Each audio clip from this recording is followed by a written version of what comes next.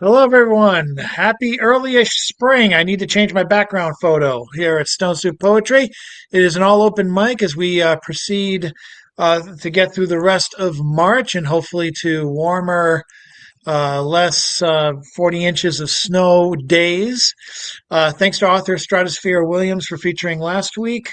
We have an all open mic tonight and actually a preview because one of the open mic participants is going to be next week's feature, Rick Christensen, and we'll have more people to announce for April. We already have two people confirmed, Jason Wright, who I believe is featuring on April 8th, and and Diane Sams, who along with G. Emil Reuter are both authors. I believe both of them have had books with Alien Buddha Press, but they're also known for the web journal North of Oxford. I put a link up to that at Stone Soup today.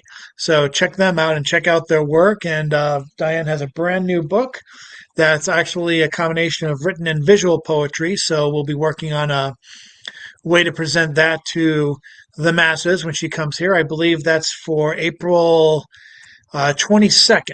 And these dates will be added in. April 1st, I'm just going to announce here because I'm not writing it down yet. I'm going to be at the Cantab in on April 1st, but not as a performer, but more for a MC for a special portion honoring Ron Goba, the late doorman of the Cantab.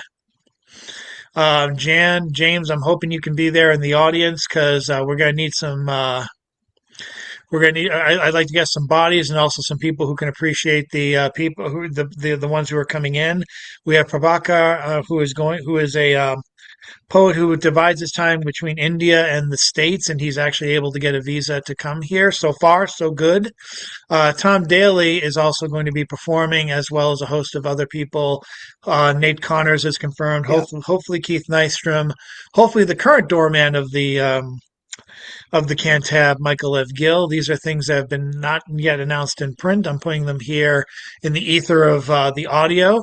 So anyone who is going to be in Boston around that time or can be, it would be very much appreciated because I think there were concerns about getting numbers and a lot of the Cantab old crowd have moved on and moved out of the city, especially. But we're trying to get as many people as possible who not only were around at the Cantab, but also around for the Goba Salon, which featured a lot of local poets. And I also was part of the Friends of Poetry, who published a number of people's books back in the day, including the late Jack McCarthy, who was a Cantab staple. So that's all I gotta say for April 1st. Needless to say, I won't be having Stone Soup that Wednesday, but we might talk about having Stone Soup the following Thursday.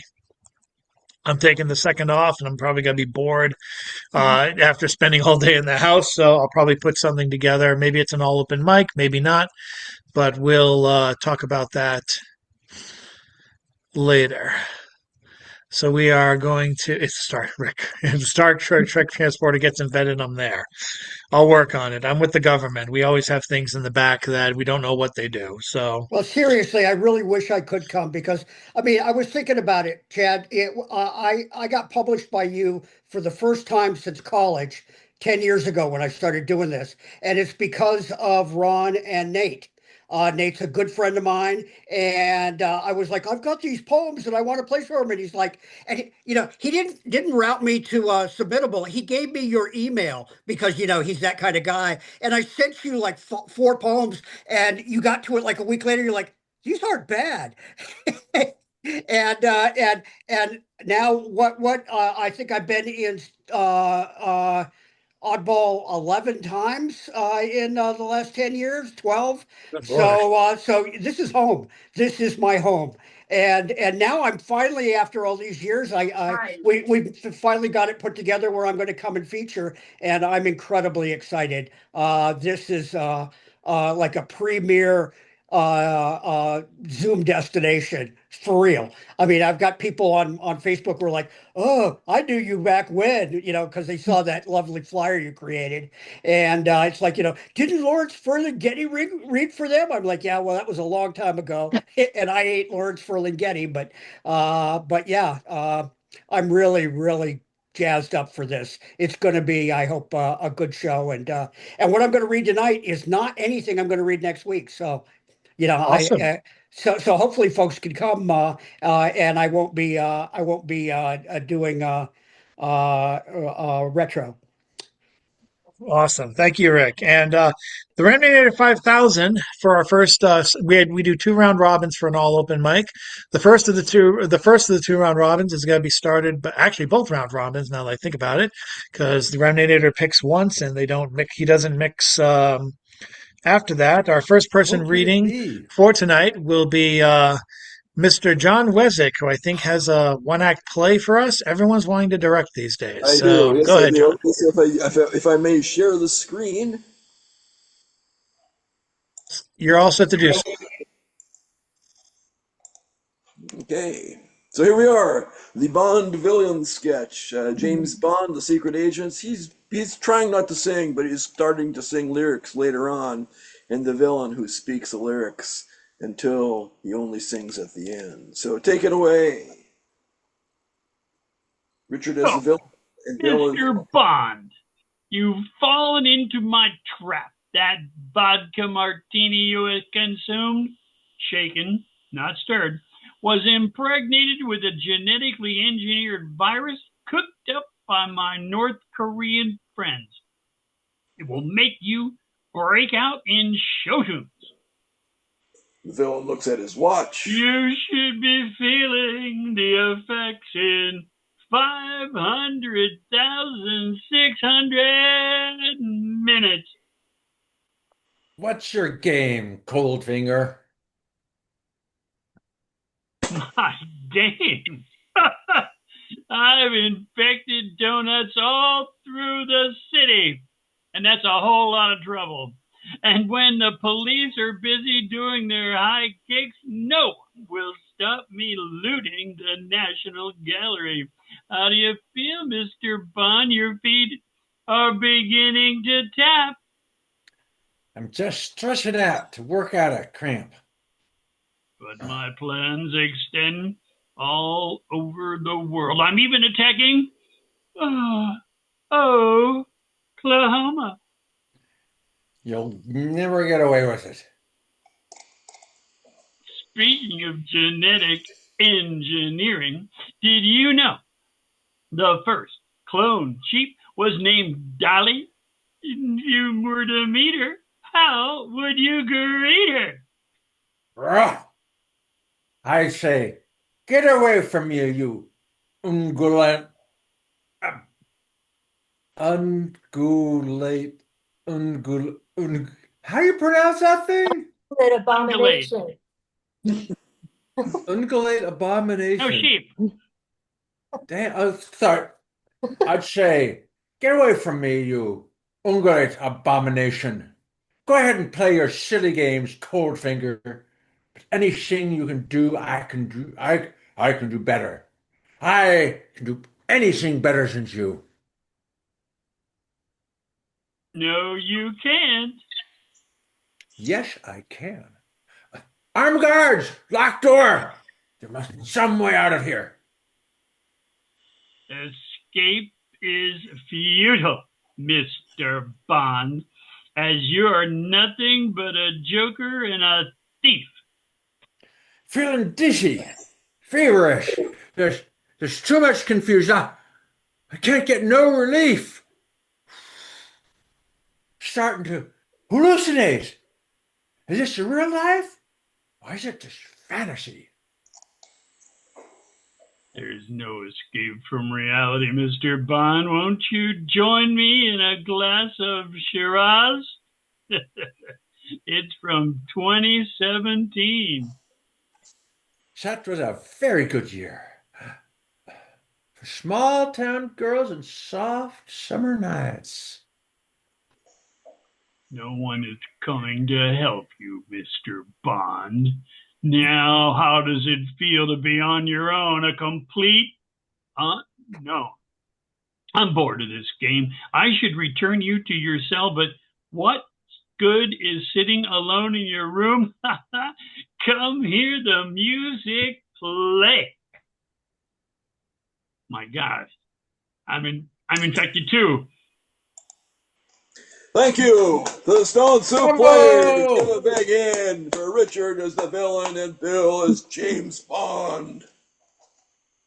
This brings me back because I had a roommate a fellow Emersonian, whereas I majored in creative writing, he was a screenwriter. But he'd actually co-formed a comedy troupe.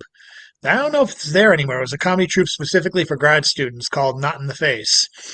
And he would be drunk. He would be drinking beer, and he would be in front of the TV just doing random sketches in his head. James Bond must have been on because he starts riffing on as Sean Connery doing James Bond as a drunk James Bond. And literally one day he's just like doing the riff. He's like, "So, Mr. Bond, I, Goldfinger, have you in my clutches. You will never free yourself, save the girl, and dismantle my doomsday device in time. What do you have to say for yourself?" "Where am I?" "You're in my clutches." "Hey, really? Fuck, who are you?" "I'm your arch nemesis, Goldfinger." "Who am I supposed to be?" "You're James Bond, a secret agent." "Oh, really? Give me a beer." "A beer? All for? Because I'm a secret agent." And then he went to bed, and then I actually had to tell him the sketch because he totally forgot it. So, like, the next morning, we are literally going, like, we're hanging out in Gloucester.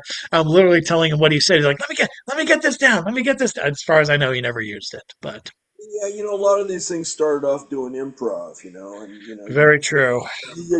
I get an idea and say, hey, I want to do this, but the sketch goes someplace else, and so I got the idea left, and I think it should have gone like that, which is, not how you're supposed to do improv. So I just write it down and make it my own thing. So that's There you go.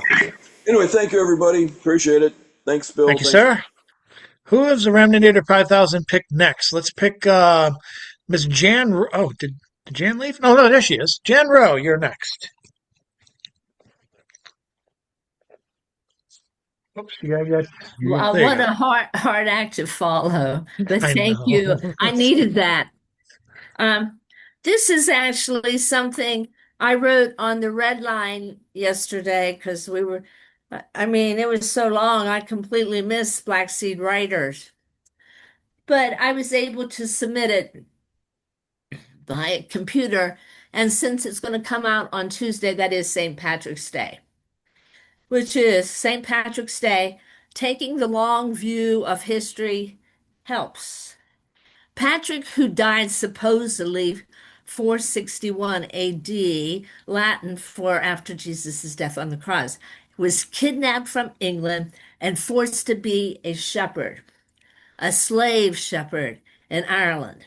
His contemporaries, those his age and class, were being educated and learning Latin. Patrick escaped being a slave shepherd in Ireland. His educated contemporaries almost seemed scornful, reminding escaped slave Patrick of his lack of schooling. Patrick was treated cruelly. Ironically, the only surviving writing from that period, the whole 5th century, are two pieces of writing, and they're by Patrick. In one, Patrick laments his unworthiness. Has he absorbed his contemporaries' meanness, cruelty towards him? In the other writing, Patrick is insisting a military officer treat prisoners better and more humanely. So Patrick eventually returned to Ireland. He and others, including a small boy, were protected from ambush. The ones waiting to murder, to slaughter them, supposedly saw only a group of deer with a little fawn running behind them. Thank you.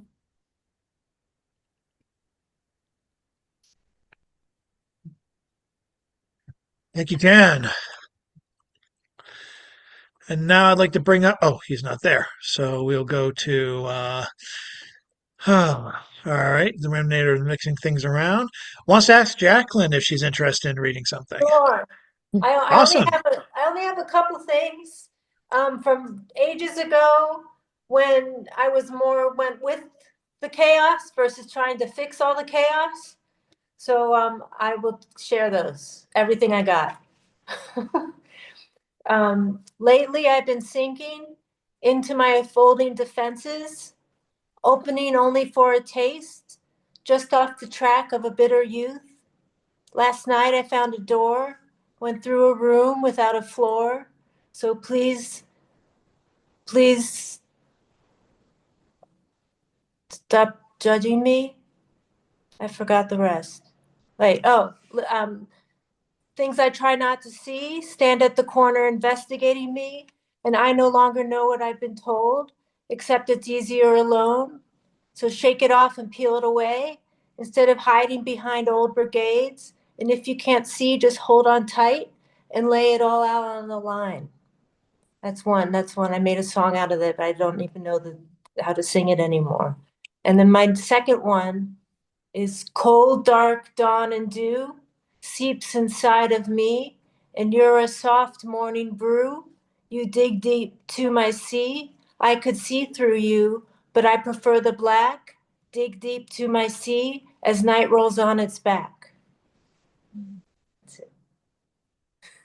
Those are my two pieces. Thank you. Thanks, Jackie. Thank you. If you think of a third piece, you can read on the second round. I But will. I have things I've written that I okay, don't revisit. So maybe I'll revisit and then have fair more. enough. Okay. All right, excellent. Thank you. Bill, I don't see Richard right now, so let's go to Bill Lewis. Yay! Yay! It's my turn. Oh, I get to do it. Woo! I want sharing permission, please, Mr. Chadford. I have beautiful things to you share. all It's have it. highly important that everyone see my beautiful photographs.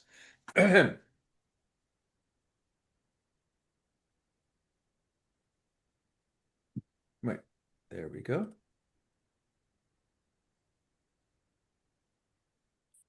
This is a picture of the computer science department at Indiana University. So here we are inside Lindley Hall, where I studied as a graduate student in 1976.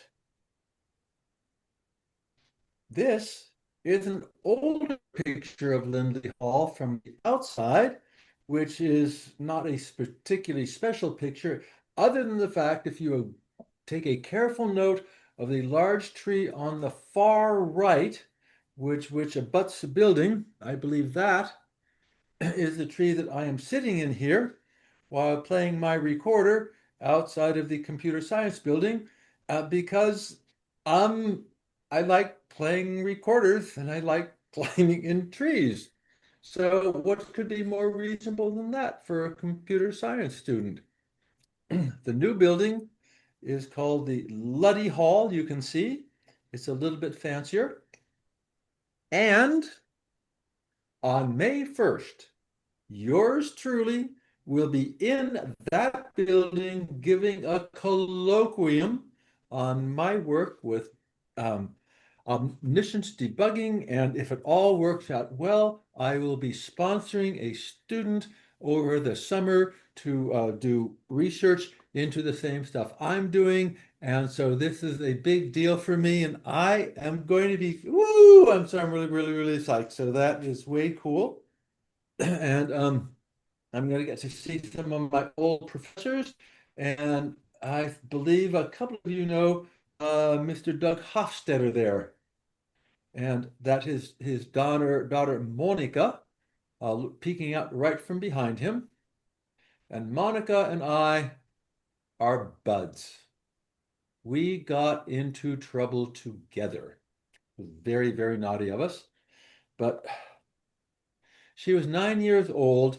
Doug was having a party, having given a big speech at Stanford, and he invited a whole bunch of people to this Chinese restaurant. And we all had those little name tags on our coats and everything. And it was all big people, and Monica and her brother, which was, kind of rough on them. And there were several Nobel Prize winners there and all this. So, and after a while, Monica starts coming up to me and she starts patting me on the back. Hi, Bill, how's it going? And a little bit later, she comes back and goes, oh, hi, Bill, did you see this? And of course, these name tags, that fall off really easily. And I'm going like, oh no, I'm pretending like everything is, oh, I don't know what's going on. And and then Doug's mother comes over and reads us the riot act. What do the two of you think you're doing? She is 9 years old. I can excuse her, but you, Mr. Lewis, and she was just down on me. How dare you be so anyway, so there is that cool thing. And I'd like to read a little bit from my excellent book here. We have left my poor half Russian, half Estonian friend Yuri. And where are we? We have just been yelled at because the waitress is sure that he is stealing spoons. She is correct. He is stealing spoons from all of the cafes, but no one can ever catch him because he's clever. Ah. Across the plaza from Rekoya stood the oldest apothecary in all of Europe.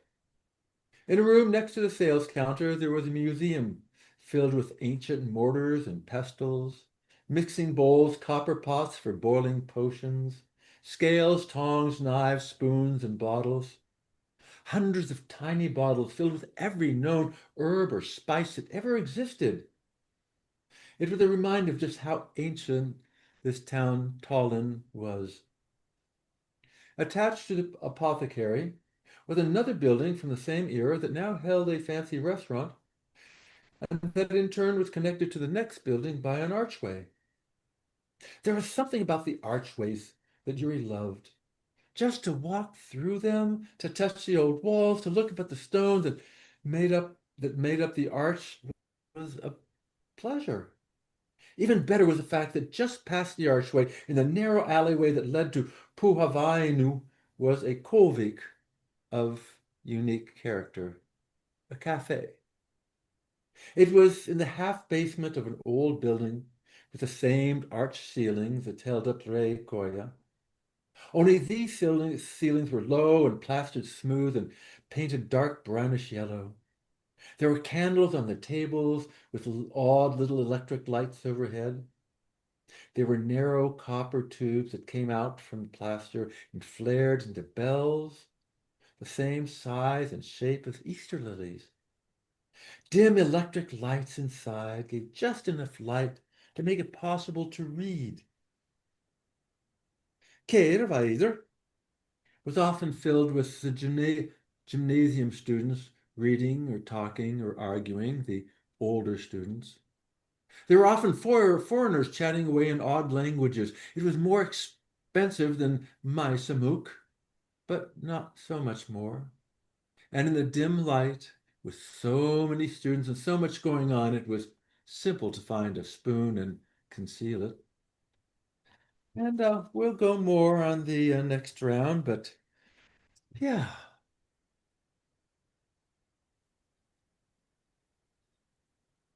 Thank you, Mr. Lewis. Thanks to Serene Poems for joining us. And now we'll go to Richard Spisak, the self-proclaimed poet of Three Rivers.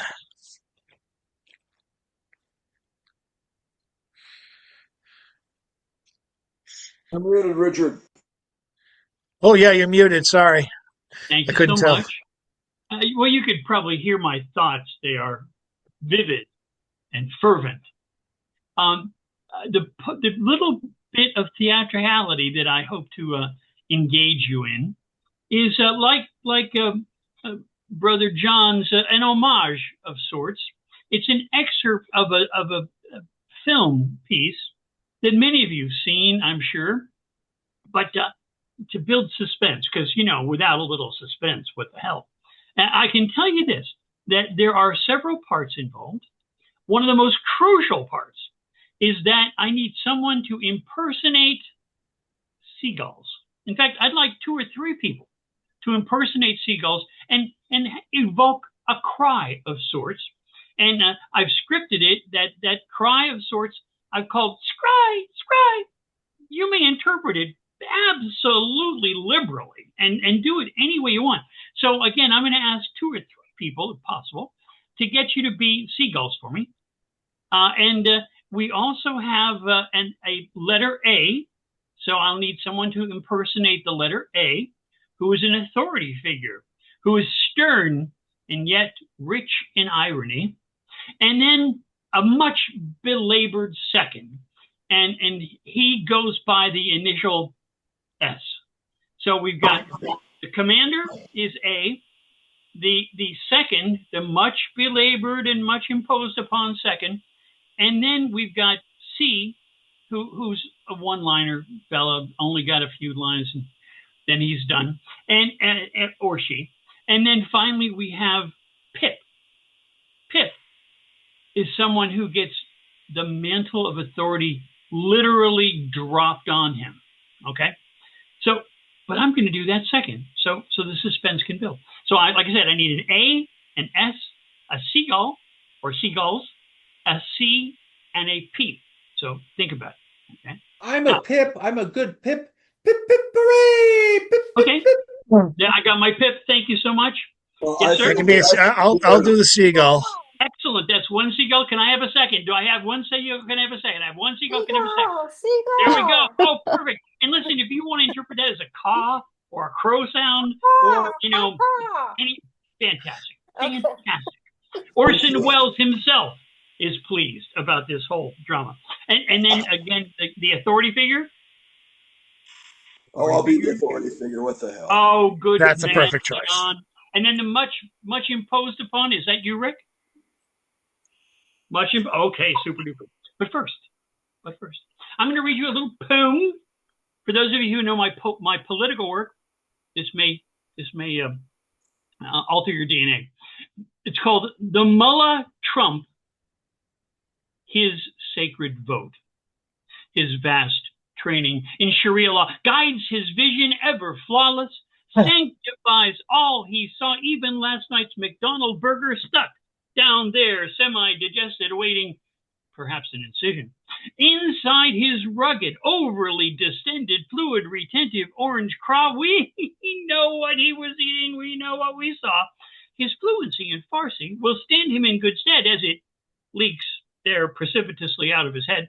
There at least comprehend his philosophy as it rains his missiles down on their tightly turbaned urban neighborhoods and their heads, my friends. No doubt, he will play a pivotal, if not pitiable role. This man of the hour, drooling and scowling, dripping in gold-plated power, just the sort of worldly power he can bring in this critical hour. Over the years, his intimate and close contact with Shia Muslims prepared him, and his years spent in silent meditation intense in those ancient cloistered halls of Islamic universities across the Middle East have enhanced his long-vaunted respect for diversity. His studies have enhanced his ability to conduct tightly reasoned, well-seasoned debates in the finest Islamic tradition, and thus his holy crusade to free Islamic tradition from the solicitation and blandishments of the jaded and decadent Western establishment. Prepared by his studious and contemplative nature, he pauses to don the religious vestments, prepared to quote from the ancient Islamic golden investments. Known to be unimpeachable beyond the corruptible influences, oh, so very reachable. His vast patience, his fluency in Farsi, will keep them guessing, and his references steeped in references to Hutch and Starsky. Scholars from Asia, Afrique, and India, too, Muslims from down the steppes, and monks from Korea, Japan, and Kalamazoo. His years immersed in Islamic studies have made him over until his thoughtful, deeply contemplative, and always ever ready. And was it just his hours spent in researching the corridors and the halls of Miss Teen USA? Either way, you can see he is ready, come what may. The little honey, hey, out of my way. His even-handed, compassionate nature as he nods and bows at the meetings, while all the while spinning and clicking furiously his criminal castanets, Morse code, his fifth language, will reveal its meaning, or is that just Parkinson's no longer concealing? The Mullah Trump, who wants to have a say in who's the next Mullah. That is not a joke.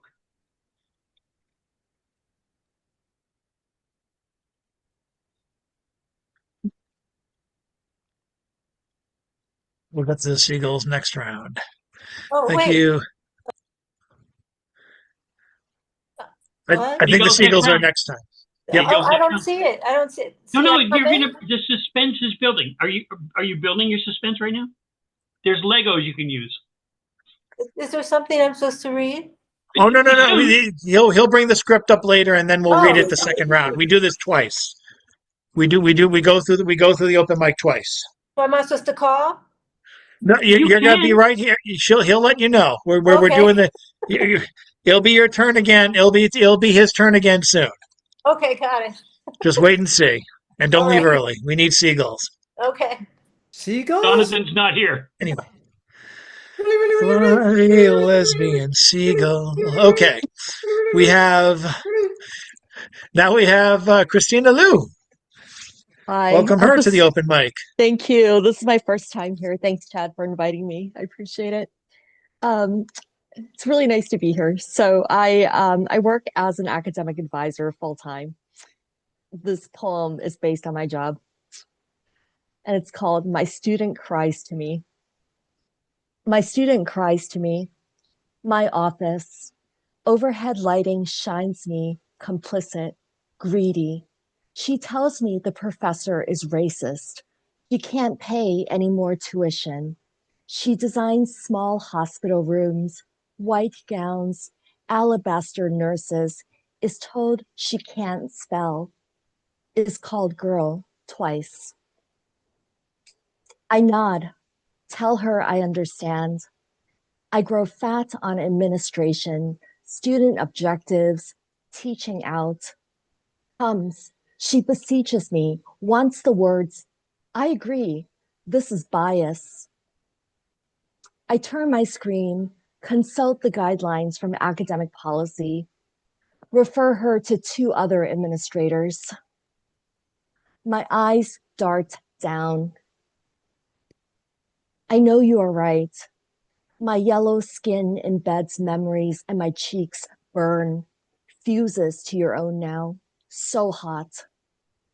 I email her the correct PDF.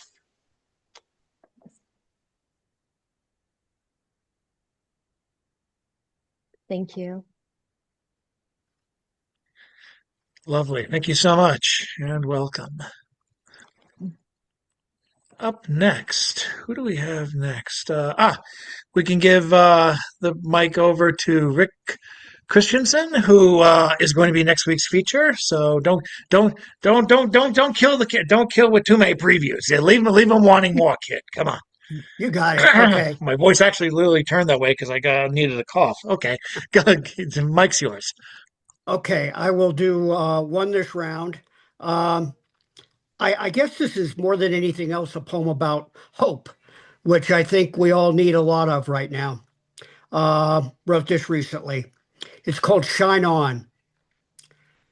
2 shadows stitched by neon. They stumble out of the bar, pockets light, lungs full of beer and laughter. The night smells like wet asphalt and something just beginning to cool. The full moon waits above the river, its face so bright it seems to remember everything. One says, you ever think it's been watching us since before we were born? The other grins, tilts his head back, and begins to hum. Shine on, harvest moon, low and slurred, like the tune's been hiding in his chest for years. The moon answers in pale chords across the water, silver ripples breaking time apart. They sing louder, their voices uneven, beautiful in their ruin. Streetlights flare, dogs stop barking. For a moment, the city remembers itself. I'd had no lovin' since January, February, June, or July, one of them calls, and the other repeats it. Not mockery, but belief. The words lift unbuttoned from irony, the moon tuning them to an older key. People lean from windows, annoyed, then smiling. The river keeps time against the pilings. They walk on, the song trailing behind them like the scent of rain on metal, and the moon, that patient witness, shines harder. Go on, boys. Remember what it feels like to be alive enough to sing. Thank you.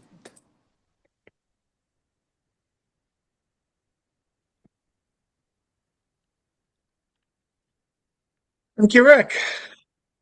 And now,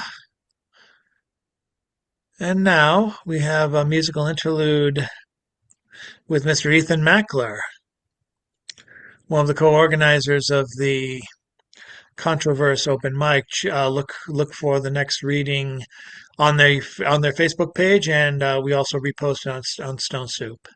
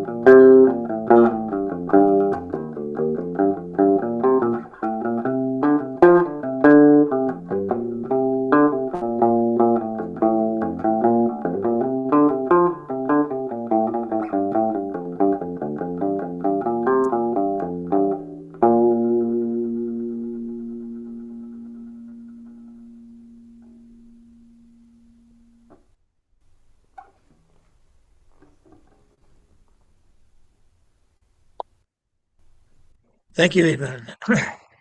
And now I'd like to bring up Serene Poems if she's willing to share with us.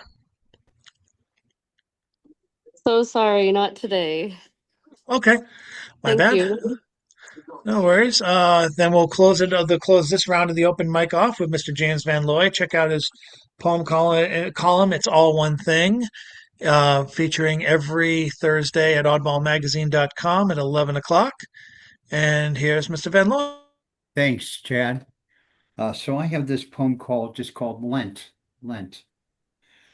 Bare branches and clear glass face, cut stumps rusting in fresh water, first sprout tiny green shoots that become tender lime green leaves, while tough yellow roots then appear on the very site of the cutting off, growing longer and longer. So we wonder, what is this resilient plant life form? Only to find it's the willow of West Asia, an actual tree. And Jan, my wife, remembers planting wisps of trees stuck in mud to develop into great trees. And I remember my reading a book, Christianity, Myth and Ritual by Alan Watts, and the legend of the branch of David, about how a limb of the tree of life from the Garden of Eden was brought out when Adam and Eve were thrown out. It became the staff of Abraham, Joseph, and the old Moses, or the branch of David, the other Joseph, took to the temple to be placed along with all the wands of David's descendant, presented at the place of the temple, virgins to determine who would take the Holy Mother Mary in marriage, and it was Joseph's branch that bloomed just like the willow wands, right where the cathedral's renovation allows the light through the roof upon them. And here's the song for you. Well, come on, all you big strong men. Uncle Sam needs your help again and get himself in a terrible jam. Away down yonder in old Iran, put down your picks and pick up a gun. We're gonna have a lot of fun. And it's 1, 2, 3. What are we fighting for? Don't ask me, I don't give a damn. Next up is the old Iran. And it's 5, 6, 7, 8. Open up the pearly gate. Well, there ain't no time to wonder why. Whoopee, we're all gonna die. Come on, Wall Street, don't be slow, 'cause man, this is war a go-go. Times are plenty and good money to be made. Supplying the army with tools of the trade. Just hope and pray that if they drop the bomb, they drop it on ye old Iran. Now, come on, mothers throughout the land, pack your boys off to good old Iran. Come on, fathers, don't hesitate. Send your sons before it's too late. Be the first one on the block to have your kid come home in a box. And it's 1, 2, 3. What are we fighting for? Don't ask me, I don't give a damn. Next stop is the old Iran, Venezuela, Mexico, Cuba, and Lebanon. Oh yeah, there ain't no time to wonder why we're all gonna die. Hey! And of course, that comes from the wonderful Country Joe McDonald, who passed away this week at the age of 84. Peace.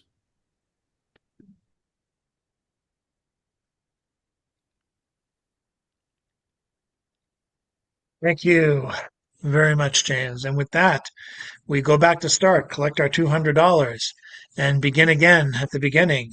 Then we go to the end, and that time we will stop. But we have seagulls to listen to, so let's get through the list again with John Wizik. I don't know if he has a sketch or an actual poem right now. We'll find out, or more seagulls. We'll find out.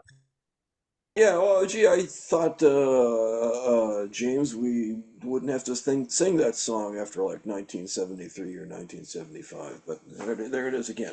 Um, so this is called Romeo and Juliet, or If Shakespeare Sold Kitchen Gadgets. What light through yonder window breaks? It is a feast of sweet carrots, Julienne. Friends, Romans, countrymen, lend me your ears. I come not to praise kitchen drudgery, but to bury it. For now is the winter of our discontent, from chopping, mincing, and chiffonade, made glorious summer by Vegematic. See its injection molded plastic lean against the turkey baster. Oh, that I were a turnip, that I might caress its interchangeable blades. To buy or not to buy, that is the question, whether it is nobler in the mind to spend tedious hours slicing and dicing, or send one simple payment of $39.99. For there shall come a day when all housewives in Poughkeepsie shall think themselves accursed that they were abed, and hold their maidenhood cheap that they did not buy upon this Labor Day. Act now, and we'll throw in the salad spinner at no extra cost.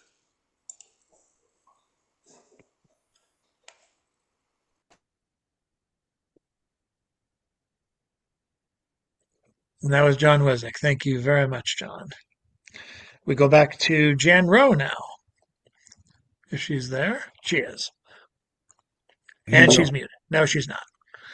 Hi, this is from the February 3rd Black Sea writer. I made the front page, but it's kind of thin. Okay. It's called Abuse. Listening to the Doobie Brothers' Long Train Running or Without Love may make the following easier to accept. For the first regime, the retired railroad CEO wanted to reduce railroad crew to about one staff and lengthen the trains. So what if the ambulances can't get through? Who cares if school buses can't get through?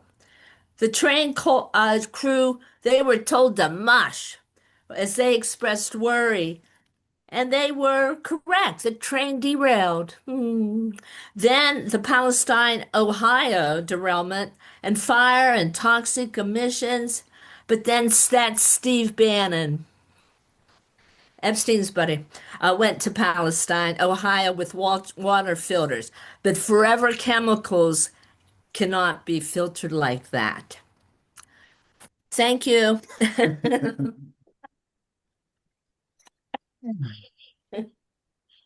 Um, those files will be sprouting poems forever. Let us go now to back to Jacqueline if she has something. If she has Uh, something she hasn't revisited, or don't. Or if you can't, that's fine. no, no, don't have. Uh, okay, we'll wait. We'll come back for the big finale with the seagulls. Mister Bill Lewis. Yes, indeed, my dear friend, Sir Chadford, fellow friends and human beings. As many of you are aware, I am very politically active, especially in Boston, last 20 years, and I was everywhere with everybody doing everything. And so this one group called ORMA, Our Revolution Massachusetts, has just elected some new leaders, and I am a founding member thereof. And we've gotten off track, in my opinion. So this is my letter to my leaders, what I want us to be doing, and I am going to torture you with this. No, it is my attempt at creative writing and being convincing. So you can tell me if this letter in the least bit inspiring or convincing would make you think like, oh, that Bill guy, he has a point. Dear Nancy, congratulations on your election to the board. It is both a great honor and a great responsibility. You might remember me. I was the founding member of ORMA and Boston for Bernie and 350.org and Progress of Massachusetts. I was at Occupy Boston, etc., etc. If nothing else, you may recall my Oscar-worthy performance as Bernie Claus in my costume and singing songs and on TV and everything. Over the years, I have focused more and more on improving the current lives of our actual friends and neighbors. We don't have a lot of power over international politics, but we do have enormous power over our own communities. We have the power to end homelessness. If we can find the courage to do this, it will be the greatest accomplishment we could possibly hope for. Massachusetts spends billions of dollars every year because we leave children on the streets, our own children, not merely due to theft, but security guards, the trash, the excrement, the loss of public places, the increasing amount of homeless, unfriendly architecture, the cost of ambulance, etc., on our own streets. We've been promised and promised solutions by the most progressive left-leaning state government that has ever existed. They've spent the money and the number of homelessness has gone up. I believe that this is a major reason why Donald Trump won the election. We stopped caring about people, not just any people, but our own children. The homeless are not imported from foreign lands. They are our own. We know them. We have the power to make the difference. Massachusetts is the richest state in the richest country in the history of the world, and we abandon our own people on the streets. What kind of people have we become? This is what I want Orma to work on. This is what I want Bernie to care about. This is what I want for my country. In solidarity, Bill. And a closing poem.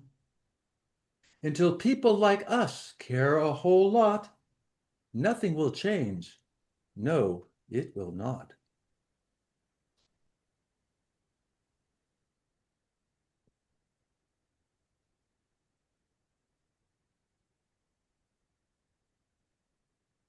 Thank you so much, Bill. Are we getting to the seagulls now? Are we getting to the seagulls? I think so. I think so. Let's let's get to Richard Spizak and the latest play from the Stone Soup Players. Robert Fleming's gonna be so sad he missed this. It's a big drama fest, and I mean this in the good way for once.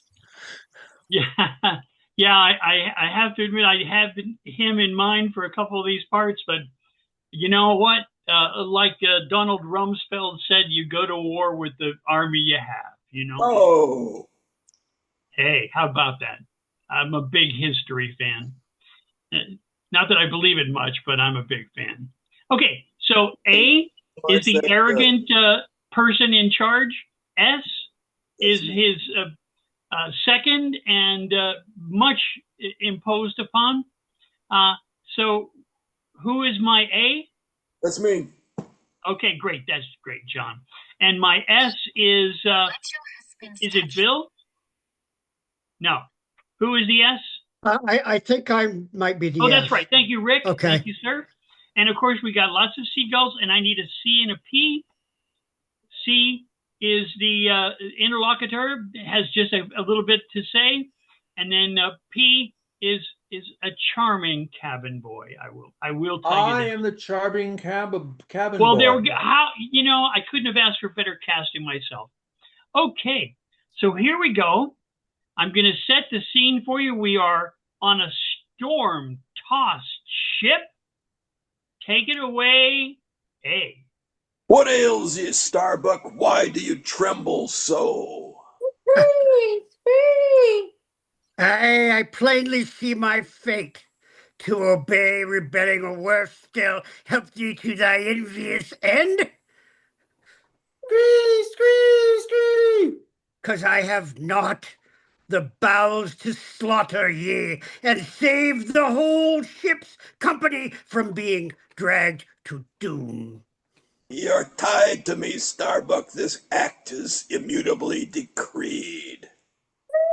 Scree! It was rehearsed by ye and me 1,000 years before this ocean rolled. Scree!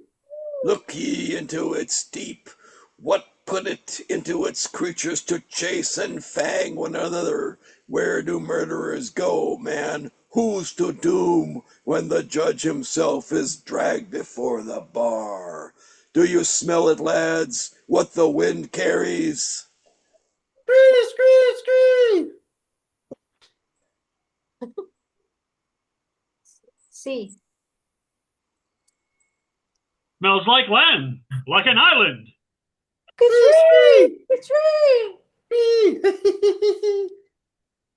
A man, Elijah his name was, said, the day will come at sea when you smell land where there be no land. And on that day, Ahab will go to his grave, but he shall rise again and beckon. And all save one will follow. Pip, you stand there, be captain my place. Captain Pip.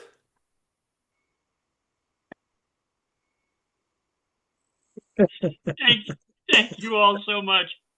I staged this once with a group of women executives around a meeting room, and it was hilarious. They mimed the parts. But you all did a marvelous job. Give yourselves a round of applause, and I especially appreciate my seagulls. Jonathan would be proud. Thank you, my friends.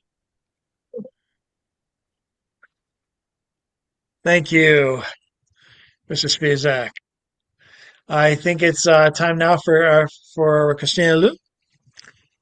Back to her so soon. Yeah, and really bringing the mood down. So um, this was written during the height of COVID, and I think it may have spurred on this interaction I had, but it's certainly transcended and preceded COVID. There's some racial slurs in here. I wish there weren't, but there are, and it's called gradations. Gradations. I imagine myself as a yellow canary in moments. In Boston this morning, the man is yelling obscenities at me at a crowded train station. Ching chong, gooky gook, chinky eyes, go back to China. You all are taking over. Canary call can be described as chisik or cherie. He just doesn't stop. His clothes smell of yellowing. Decades of piss drenches his pants and coat. His eyes are jaundiced from the browner bourbon in his back pocket, another appendage to be wary of. Commuters swarm away, yellow jackets. South Station smells of Dunkin's, McMuffins. The latter I loved as a girl, their yolks smothered by biscuits. I feel like throwing up now. Last night's Chardonnay yellowing my belly. Yellow belly, liver belly, weak, commie. He's following me as I measure the distance to work, on foot, the time I have to escape in heels, hoping he doesn't spit on me. I'm wearing a new dress. I felt so good this morning. It slipped on, a sunbeam. I've got to haul my laptop, my pride on my back now. My parents' voices are warning me not to make trouble, to study hard. They tell me how proud they are. Their pride beams gold. America #1. A nice white lady told me over tea, I don't see racism against your people. Your skin is so white. I don't know why they call you yellow. We swallowed chamomile. Thank you.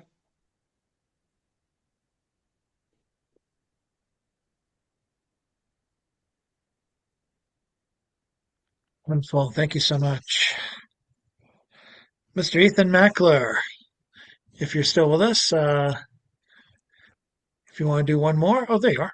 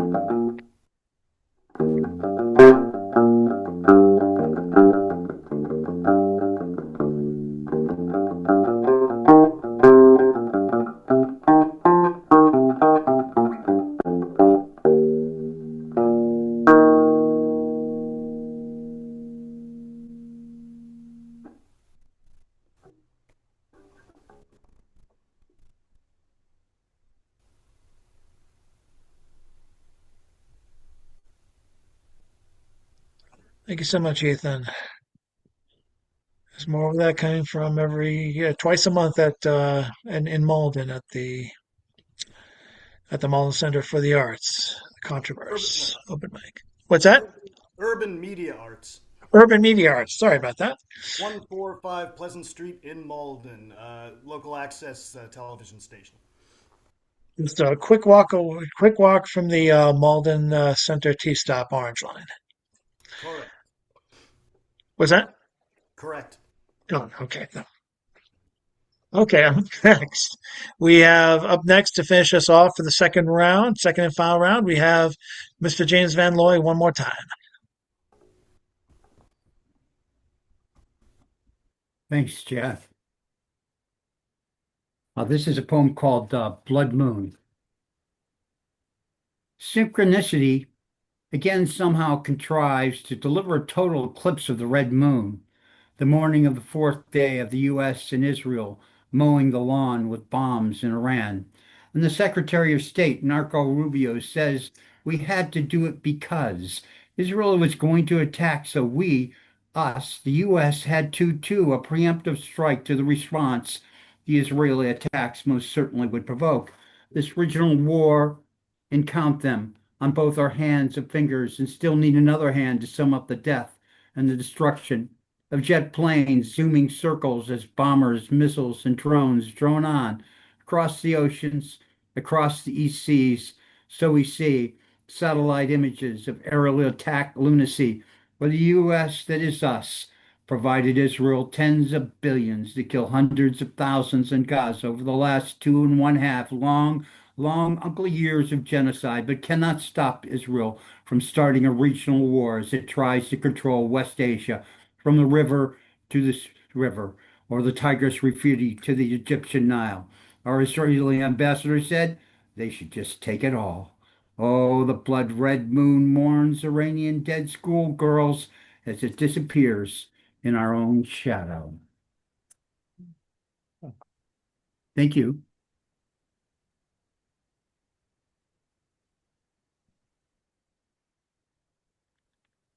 And on that, Hey, we Chad, end. Rick has another one. Oh, did I? Oh, I screwed up. For some reason I didn't put you down on the list. Let me yes, Rick, definitely read one more. I am so sorry. I don't know how I mixed that up.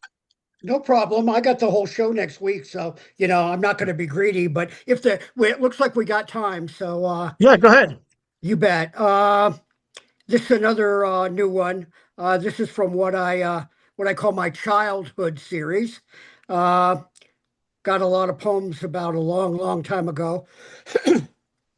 This is called Stealing Lipstick.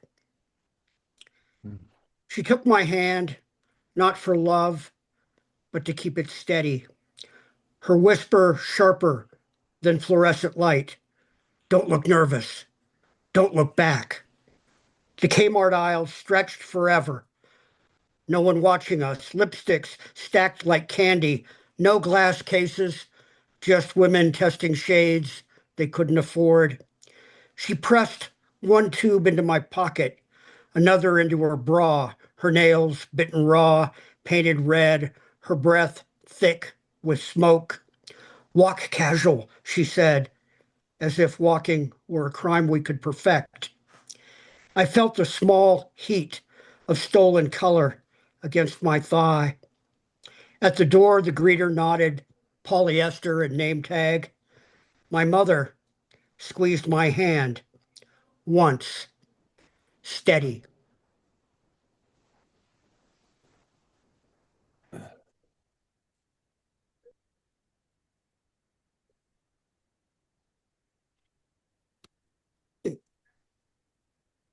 Um,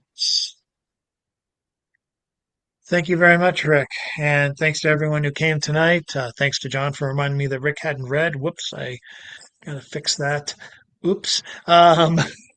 Next week, Rick will be doing a full half hour and possibly plus, reading not just maybe one or two pieces from his last year's book, No Hero, but definitely a chapbook that he has not yet debuted to the world yet. So you can be there for that.